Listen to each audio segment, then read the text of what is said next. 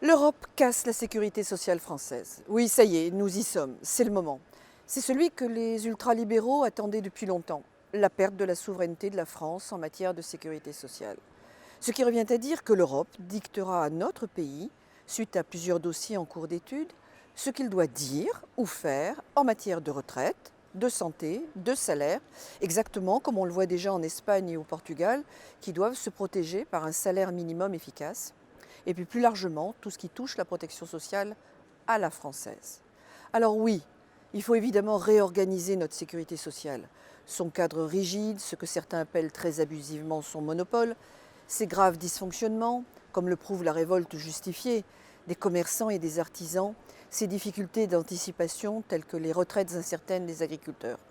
Alors oui, aussi pour faire cesser la gabegie, les déficits et surtout l'injustice portée par des allocations et des avantages donnés préférentiellement à ceux qui n'ont jamais cotisé, alors même que ceux qui sont piégés au-delà de leurs forces dans des activités professionnelles souvent pénibles sont de moins en moins bien pris en charge. Mais évidemment non à la fin d'un système qui non seulement a été un modèle du genre, autant dans les périodes difficiles de l'après-guerre, des années florissantes, que depuis le début de la crise économique. Alors c'est lui qui est le seul garant d'une véritable politique nationale de la famille, du logement, des retraites, de la santé et de la dépendance. C'est lui pour lequel des générations de travailleurs ou de cadres ont cotisé de manière égalitaire.